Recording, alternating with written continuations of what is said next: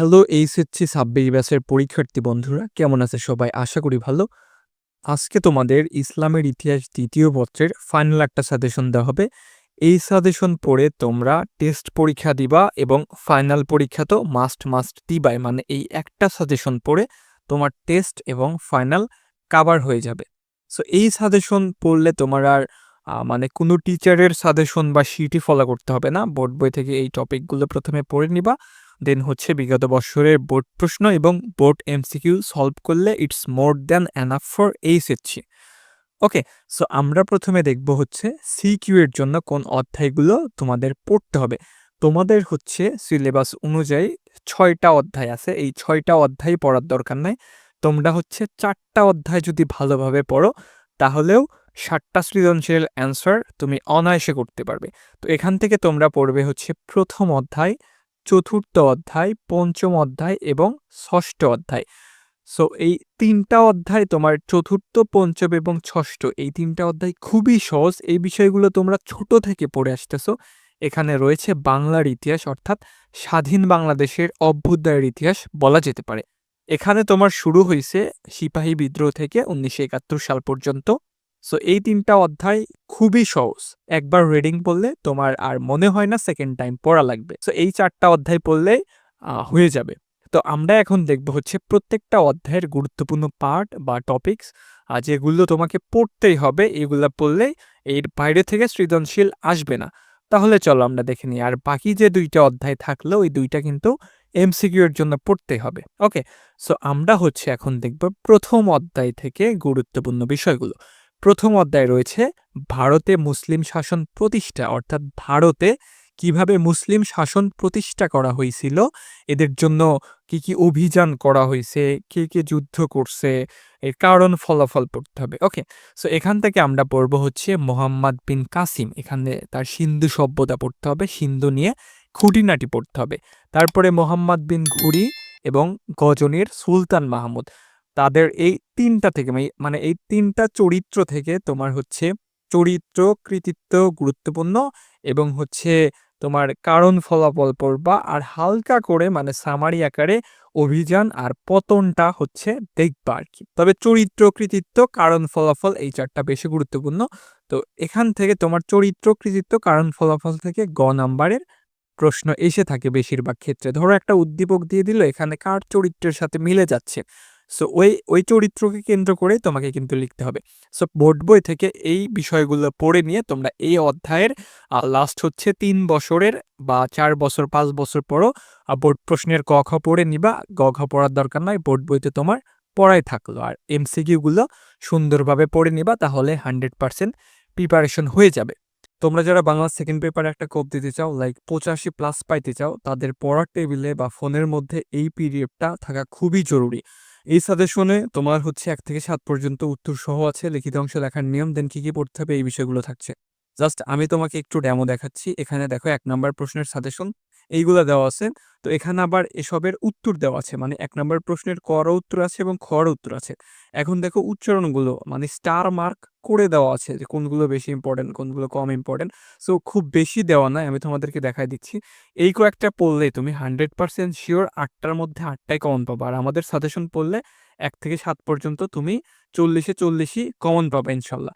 আবার আমি দেখাচ্ছি তোমাদের ২ নম্বর প্রশ্ন। ২ নম্বর প্রশ্নের এই যে এখানে ক এর সাজেশন দেওয়া আছে, দেন এখানে ক এর উত্তর দেওয়া আছে। আবার শুদ্ধ বানানগুলো সুন্দরভাবে দেওয়া আছে, এই যে আমি তোমাকে দেখাচ্ছি। তো খুব বেশি দেওয়া নাই, অল্প করে দেওয়া আছে। সো এসব পড়লেই হয়ে যাবে।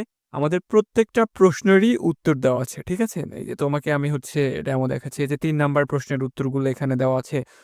দেন হচ্ছে তোমার এই যে প্রত্যয়ের উত্তরগুলো দেওয়া আছে।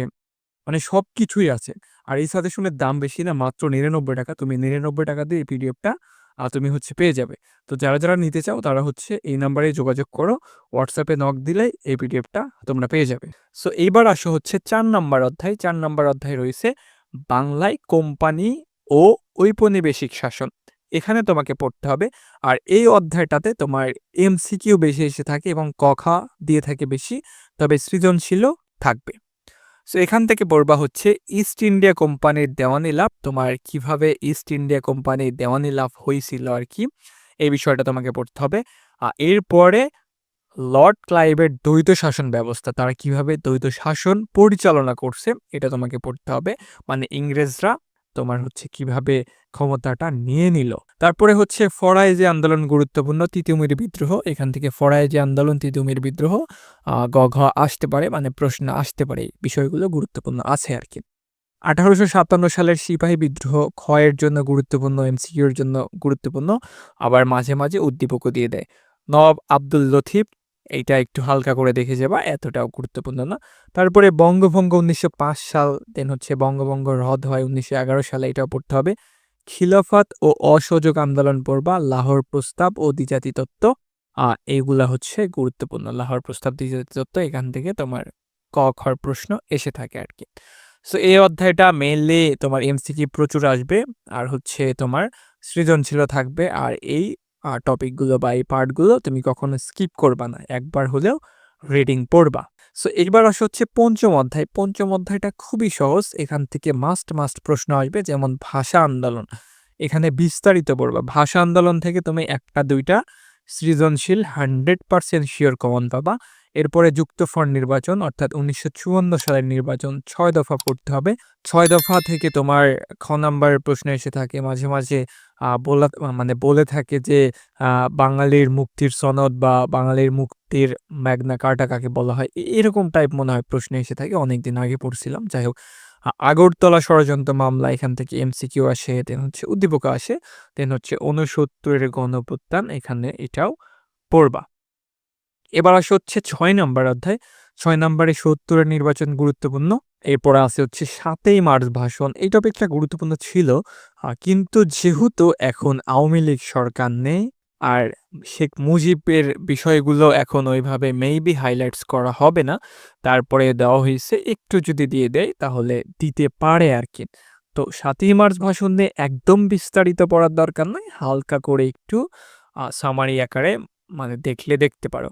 25শে মার্চ কালো রাত, এটা পড়তে হবে। মুজিবনগর সরকার গঠন, মুজিবের বিষয়গুলো স্কিপ করে পড়া যেতে পারে। তোমার হচ্ছে 10ই এপ্রিল মনে হয় গঠন করা হয়েছিল, 17ই এপ্রিল শপথ গ্রহণ করা হয়েছে, কে প্রধানমন্ত্রী ছিল, কে অর্থমন্ত্রী ছিল, ঠিক আছে, এই বিষয়গুলো হচ্ছে তোমার পড়তে হবে। স্বাধীনতা বিরোধী তৎপর, স্বাধীন দেশ এবং 71-এর মুক্তিযুদ্ধে জাতিসংঘের ভূমিকা, মানে বিভিন্ন দেশ ও জাতিসংঘের ভূমিকা, এটা এখানে এই বিষয়টা হবে আর কি। এই তো তোমাকে এই বিষয়গুলো পড়তে হবে, আর এইগুলো পড়লেই হয়ে যাবে। তো এইগুলো পড়ো, আমরা হচ্ছে ফাইনাল পরীক্ষার আগে ইনশাল্লাহ ক খ সাজেশন উত্তর সহ দেওয়ার চেষ্টা করব, আর এই টপিকগুলো তোমরা কখনোই মিস করবে না। তোমাদের হচ্ছে মানবিকের প্রত্যেকটা সাবজেক্টের সাজেশন এই চ্যানেলে আপলোড করা হবে। তোমরা চাইলে আমি হচ্ছে যখন সবগুলো ভিডিও আপলোড করা হয়ে যাবে, আমি পিডিএফও হচ্ছে তোমাদের একবারে দিয়ে দেবো, এসবে প্যারা নেই, তোমরা পিডিএফটা নিয়ে নিও। ওকে, তো এই ছিল তোমাদের আজকের সাজেশন ক্লাস। সাজেশনটি ভালো লাগলে অবশ্যই একটা লাইক করে দিবে। চ্যানেলে নতুন হয়ে থাকলে চ্যানেলটিকে সাবস্ক্রাইব করে পাশে থাকা ঘন্টা বাটনটি অল করে দিবে।